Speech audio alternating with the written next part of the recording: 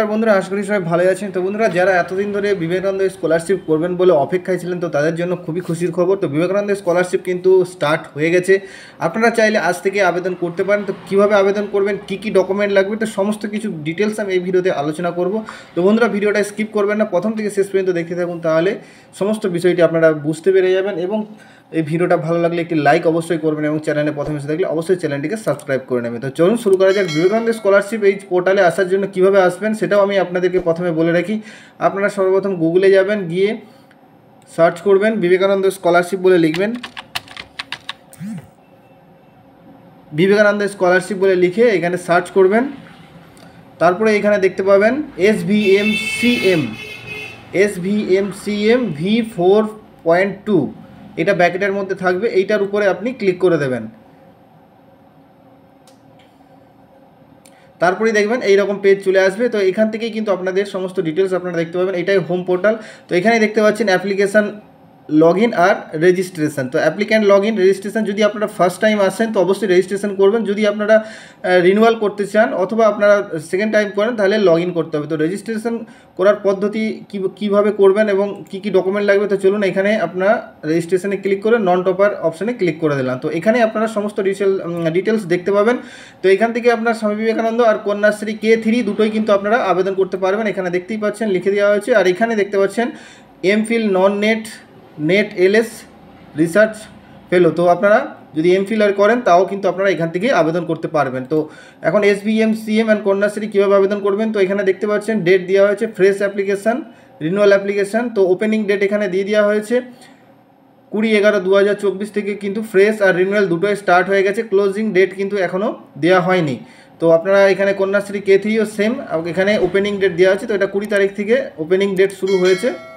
তো এখন কিন্তু পোর্টাল ঠিক আছে, এখন থেকে আবেদন করতে পারেন আপনারা। তো এখানে দেখতে পাচ্ছেন কী কী ডকুমেন্টস লাগবে, তো সমস্ত কিছু এখানে আমি বলে দেবো আপনাদেরকে। তো প্রথমেই কিন্তু আপনাদেরকে যে ফটো আর সিগনেচার আপনাদেরকে লাগবে। ফটো সিগনেচারটা আপনারা স্ক্যান করে নেবেন। তো এখানে 20 থেকে 50 KB ফটো আর 10 থেকে 20 KBর মধ্যে আপনাদের সিগনেচার আপনাদের প্রথমে স্ক্যান করে রাখতে হবে, এই দুটো অবশ্যই লাগবে।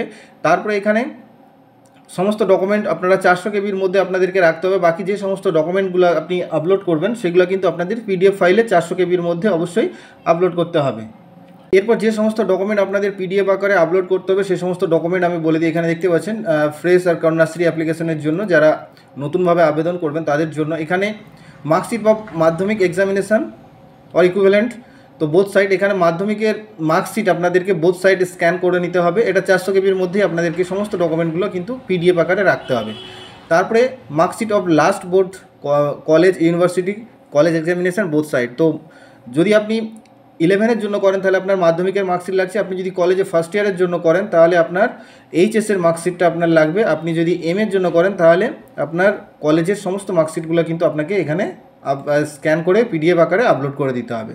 তারপর অ্যাডমিশন রিসিপ্ট, তারপরে আপনার যে ভর্তি নিয়েছেন নিশ্চয়ই অ্যাডমিশন রিসিপ্ট আছে, সেই অ্যাডমিশন রিসিপ্টটা দিয়ে দেবেন। ইনকাম সার্টিফিকেট অফ ফ্যামিলি, এখানে কন্যাশ্রীর জন্য কিন্তু ইনকাম সার্টিফিকেট লাগবে না। যারা কন্যাশ্রী K3 করবেন তাদের ইনকাম সার্টিফিকেটের প্রয়োজন নেই। আর বাকি যে সমস্ত ক্যান্ডিডেটরা করবেন তাদের জন্য কিন্তু ইনকাম সার্টিফিকেট লাগবে। তো এটা অবশ্যই আপনি BDO ইনকাম সার্টিফিকেট দিয়ে দেবেন। অঞ্চল বা গ্রাম পঞ্চায়েতের ইনকাম সার্টিফিকেট কিন্তু এখানে চলবে না। তারপরে ডোমিসাইল সার্টিফিকেট, এখানে ডোমিসাইল সার্টিফিকেট হিসেবে আপনি Aadhaar card, voter card, ration card, এখান থেকে এই তিনটের মধ্যে যে কোনো একটা আপনি আপলোড করে দেবেন। তো আপনাদের সকলের কাছে নিশ্চয়ই আধার কার্ড আছে, তো এখানে আপনি চাইলে আধার কার্ডই দিয়ে দিতে পারেন। তারপরে আপনার ব্যাংক পাসবুকের দিতে পারবেন স্ক্যান কপি। এটা কিন্তু অরিজিনাল সমস্ত ডকুমেন্টগুলো নিয়ে কিন্তু স্ক্যান করে আপলোড করবেন। যেখানে আপনার ফার্স্ট পেজটা খালি আপনি দিলেই হবে, যেখানে অ্যাকাউন্ট নম্বর আর IFSC কোডটা পরিষ্কারভাবে লেখা থাকে, সেই জায়গাটায় স্ক্যান করে আপনি আপলোড করে দেবেন ব্যাংকের পাসবুকটা।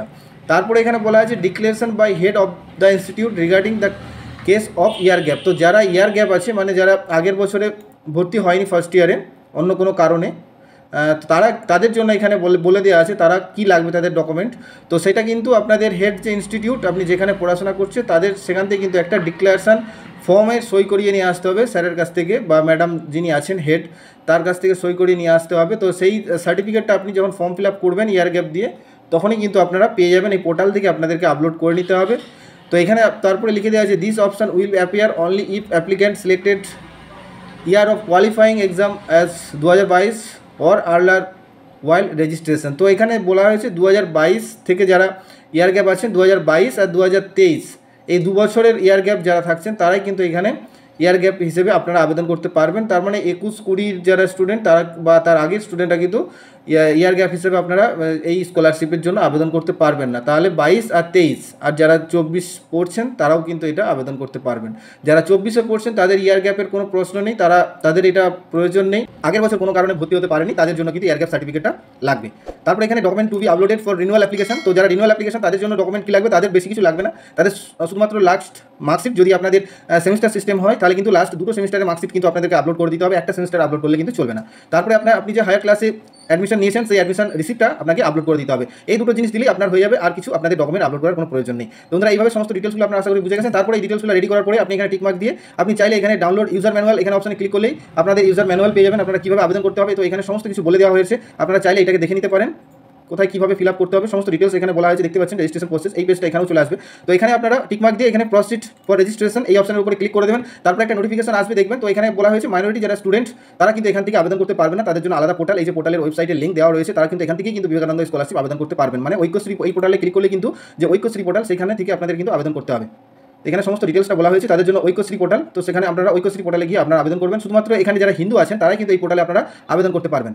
তো এটা ক্লোজ করে দেবেন। তারপরে এখানে দেখতে পাচ্ছেন সমস্ত অপশনগুলো দেওয়া রয়েছে, আপনারা যে অপশনটা আপনাদের জন্য হচ্ছে সেই অপশনটা ক্লিক করে আপনারা আবেদন করবেন। তো এটা যারা স্কুল লেভেল বা 11-12 তারা প্রথম অপশনটা আবেদন করবেন। তারপরে এখানে technical education and training level যাদের হচ্ছে এখানে দিয়েছে পলিটেকনিক কলেজ অর ইনস্টিটিউশন, তো তারা এখান থেকে ফ্রেশ আবেদন করবেন। যারা হচ্ছে direct of public instruction DPI and Kanyashree K3, তো কন্যাশ্রী K3 এবং কলেজে যারা পড়াশোনা করছেন জেনারেল ডিগ্রি অথবা অনার্স তাদের জন্য কিন্তু এখান থেকে আপনারা আবেদন করবেন। তো যদি কলেজের জন্য আপনারা আবেদন করেন, যারা ফার্স্ট ইয়ার পড়ছেন তারা কিন্তু এখানে ক্লিক করে দেবেন। তারপরে দেখবেন এখানে অপশন চলে আসবে ফর্ম ফিল আপ করার, এখান থেকে আপনাদের কিন্তু রেজিস্ট্রেশন করে নিতে হবে। তো এখানে সমস্ত ডিটেলসটা ফিল করবেন, করে এখানে প্রথম রেজিস্ট্রেশন করে নেবেন। তারপরে আপনার ইউজার আইডি পাসওয়ার্ড পেয়ে যাবেন। তারপরে কিন্তু আপনাদেরকে লগইন করে সমস্ত ডকুমেন্ট আপলোড সমস্ত ফিল আপটা করে নিতে হবে। তো এখন আমি ফর্ম ফিল আপটা কীভাবে করতে হয় সেটা আপনাদেরকে দেখাচ্ছি না, আমি এর জন্য নেক্সট ভিডিও আবার আপলোড করবো, একটা ফর্ম ফিল আপ করে আমি আপনাদেরকে দেখিয়ে দেবো। তো চ্যানেলটা অবশ্যই সাবস্ক্রাইব করে রাখুন এবং পরবর্তী ভিডিওর জন্য আপনারা একটু অপেক্ষা করুন। তো তাড়াহুড়োর দরকার নেই, আপনার এই ফর্মটি ফিল আপ করার জন্য অপেক্ষা করুন, পরে ভালো করে আপনারা আগে জানবেন, জেনে তবেই কিন্তু আবেদন করবেন। কারণ একটু ভুল হয়ে গেলে কিন্তু আপনি এই টাকাটা পুরো টাকাটাই কিন্তু আপনার ক্যান্সেল হয়ে গেলে আর টাকাটা পাবেন না। তাই অপেক্ষা করুন, ভালোভাবে আগে দেখুন বুঝুন, তারপরে আপনারা অনলাইন আবেদন করুন। তো বন্ধুরা ভিডিওটা ভালো লাগলে অবশ্যই একটু লাইক করবেন, বন্ধুদের সঙ্গে শেয়ার করবেন। দেখা হচ্ছে পরবর্তী ভিডিওতে, ভালো থাকবেন, ধন্যবাদ।